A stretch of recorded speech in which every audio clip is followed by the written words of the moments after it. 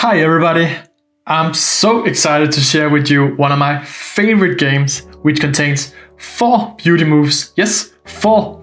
So stay tuned! This is the series we call In All Is Chess Beauty, where we really dig down and explore the chess beauty in a full game. Today's chess artist is the Chinese player Wang Hao. This is his best positional game, I really love it.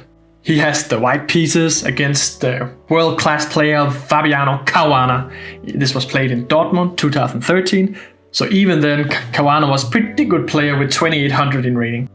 The game starts out slow. It is a Reti line, which people use to try to get out of the theoretical lines and just play some chess. Here Caruana, he took on c4. I'm not so fond of that. I think it gives up the center a little bit too easily. Better would probably be just knight bd7. Stay cool, maybe play for e5 later. Here I think it's too early to commit the queen.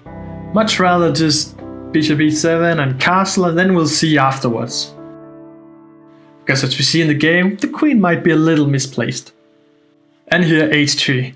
We really would like that bishop, because the center is a bit open, and if we could get that bishop, then our bishop will be even better. And here comes the game's first beauty move. Bishop f4. Why provoke black to come forward? Simply because we weaken his f5 square, sort of forcing him to have to go back with bishop g6, which we, as we spoke about before, happily chop off.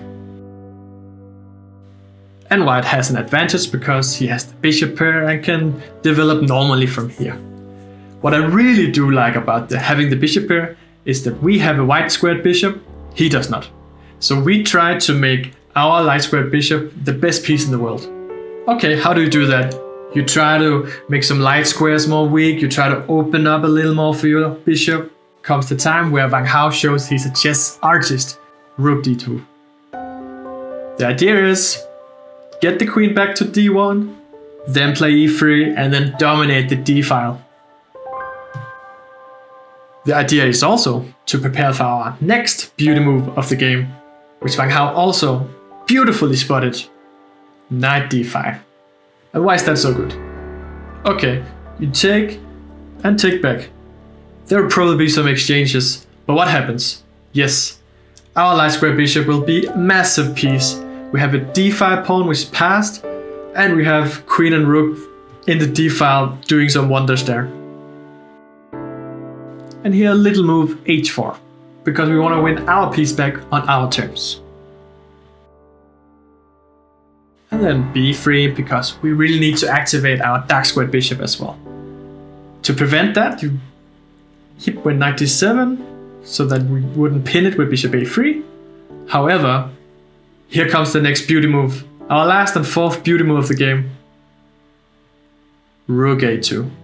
Simply to put the bishop a3 and then come back with the rook to activate it somehow. Beautifully done. Beautiful. Now white has pinned black down to having to defend the knight on c5 and can simply activate his pieces accordingly. Queen e2, threatening an invasion on b5, which doesn't sound so nice for black. So queen b6, sort of forced. We put the rook in there. Black is very passively placed here. And then multi-purpose move, queen g4. We'll see later why. Yes, bishop f3. Reason is, king goes up, and then you can swing in the rook on h1. Put the queen on h file as well, and then you put black into a awful trouble. But how come such a straightforward plan is even possible here? Yeah, it's because of this deadly pin we put on black, which took all of black's attention. And suddenly we swifted the attention, or Wang Hao did, the artist here, and put the pieces where they should. Bishop takes d6 is the last move of the game, and black resigned. There's simply nothing to do about queen to h8, takes c8 here. So yeah, this was in all its chess beauty. with Wang Hao. If you want to see your favorite chess player do some artful chess, please let me know in the comments below. And I'll see you in the next one.